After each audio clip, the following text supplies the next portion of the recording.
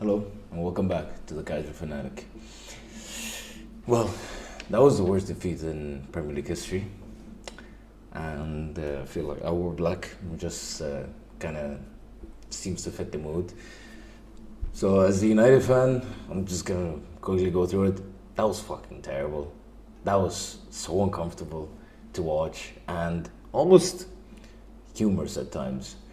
But just as a general thing, from as neutral as I can possibly be, football is crazy. It's just beautiful. How can you not love this sport?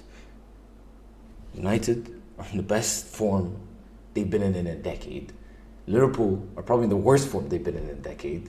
Well, right now they're in a decent patch, but as a season-wise, they've been the worst for since Klopp was there, and they've turned us over in the worst defeat in history. That being said, I do want to say congratulations. You guys really deserved what you got today. Maybe not 7-0, did maybe flatter to deceive the reality of it, and it was a little bit of a collapse, especially the last 3 or 4. That was definitely a collapse, and the team gave up.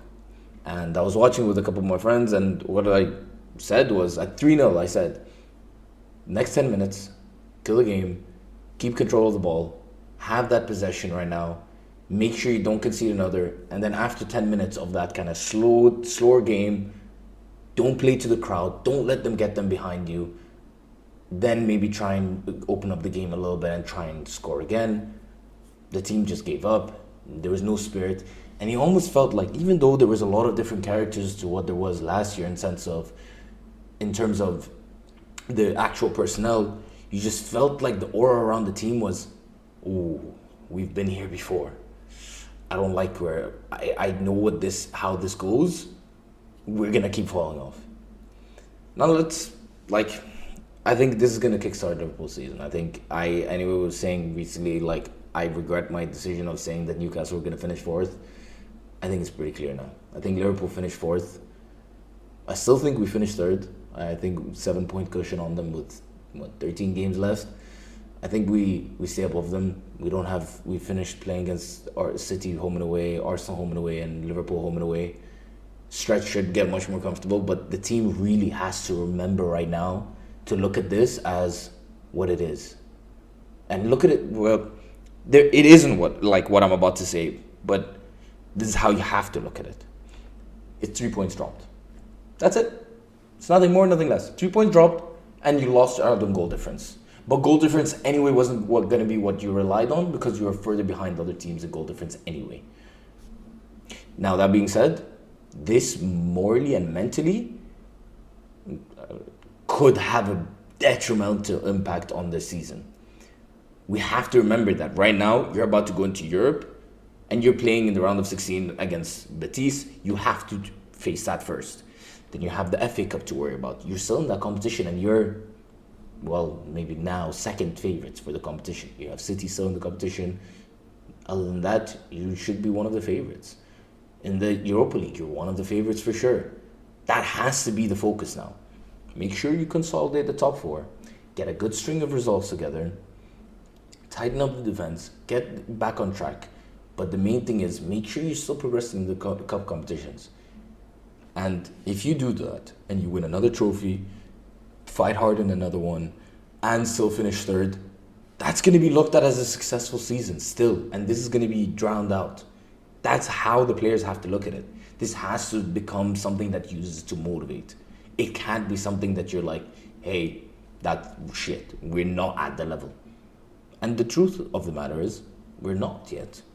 And all the United fans talking about a quadruple, and realistically that was a lot of media talk trying to create this narrative that United were at the level where it can compete for all these trophies. Look at the squad depth, look at the way the team actually plays. Don't look at the score lines only. Don't look at just the goals. Look at how the team plays. And if you can look at that and tell me that that's a team that's potentially the best team in the world and about to achieve something that no other team in history has done from England, then I'll tell you you don't know football and you don't understand the game, because that's not realistic. Now, for Liverpool's sake, this shows one clear thing. And I texted my friend before this, like, Konate's back, you're confident now. And the reason for that wasn't just like, it was just said as a comment, offhand comment, but when I thought about it, it's like, no, that centre back partnership is elite. It has size, it has height, it has calmness, it has composure. They complement each other very well. And I think Liverpool are going to, that when they are all fit, it's still such an elite back line.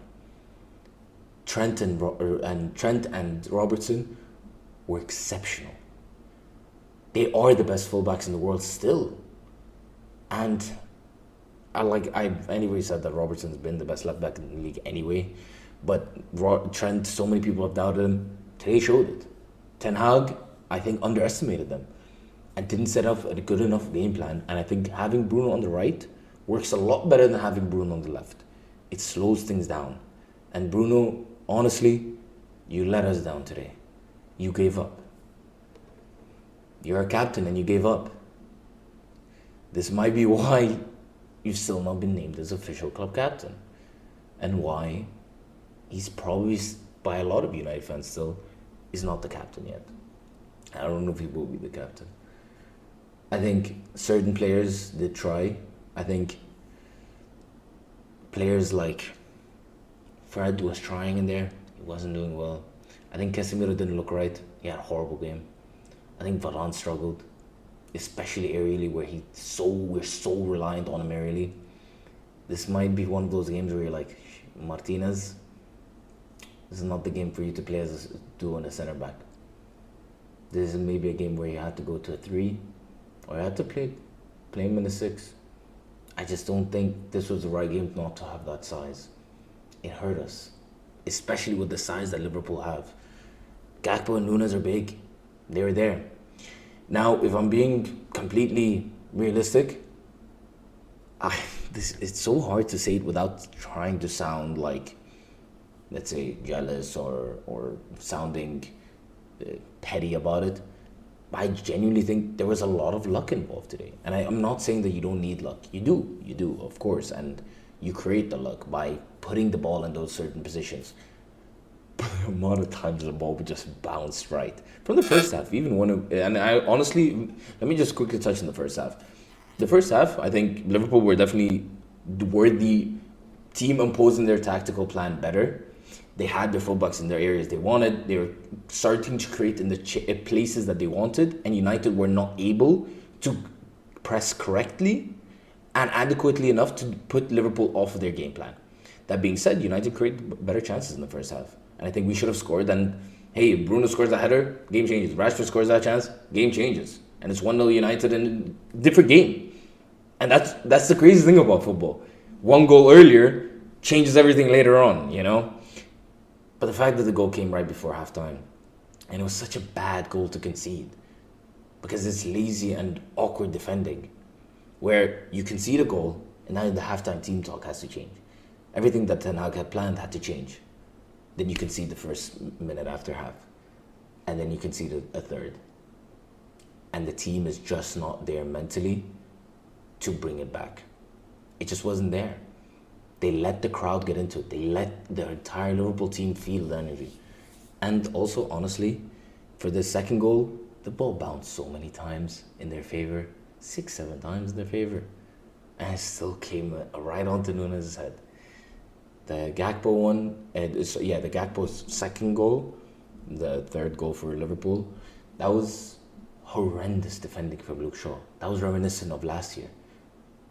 And Luke Shaw's been a part of these 18-2 in the last 4 games. The score is 18-2 in the last 4 games against Liverpool. That's a shambles. They have the mental edge. They know how to beat us, and they know how to beat us comfortably. It's worrying signs, because if you're a team that's planning on becoming elite, you're a team planning on contesting for trophies, you can't have teams have this kind of result over you. Like, I feel like I was maybe a little bit lenient in the beginning of this video, but no, it's unacceptable. It's unacceptable. You cannot let teams do this to you. Because yes, it's like, it is just 3 points at the end of the day. But it's so much more than that when it comes to how the fan base feels, the aura around the club, the mentality. All of these things are so important in building a successful club and a successful season. You don't want to have a team feel like they have the superiority edge over you. That's not what you want to feel, that you can never become number one if you feel like another team is superior to you whenever you play them. And I think that's right now what has been created. And I think Ten Hag tried to remedy that at the beginning of the season, but I think today people are commenting on the lineup or whatever. I don't think that's fair. I don't think that's where the issues lie. I do think playing Bruno off the left was a mistake. Anthony, I like the idea of it, but I think maybe if I was him, I would have tried the Garnacho. I know you would have, again, because you anyway wasn't getting the defensive discipline for Bruno anyway against Trent. And Trent was magnificent. He was my man of the match today. Him and Robertson. They were brilliant. They were perfect. And Liverpool's counter-press was broken back into shape today. But also every single ball dropped correctly for them. Every single little bounce, every single duel, the ball was being won, going back. One and one back. One and hit right. But also there was some great technical excellence from Liverpool on display. The finishes were genuinely elite. Salah's finish was elite. Nunes hit the back of his head and it still went into the dog corner, you know what I mean? Gakpo's second goal was elite. Both goals were elite. Both finishes were great. I'm almost losing track of the goals. The Firmino goal was the Firmino goal. What was the sixth goal? What was the sixth goal? That was the Nunes header, right? Yeah.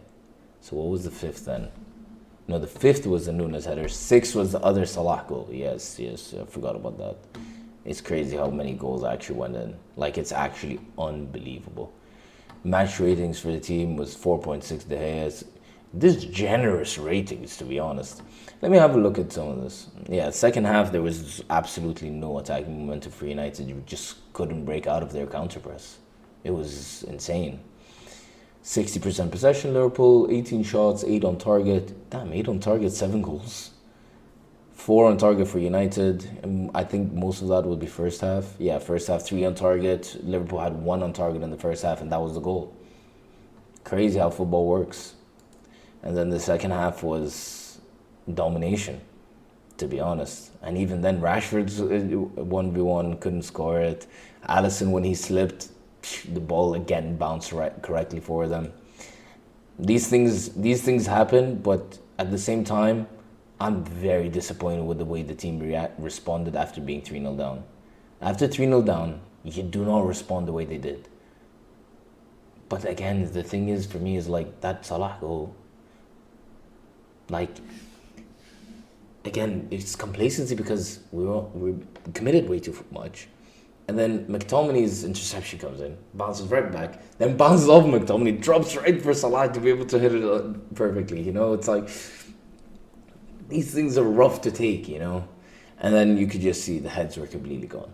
The heads were gone. At 4-0, it was, yeah, you can, how many do you want? Okay, you can have it. That's what the situation was by the team. And it's disappointing.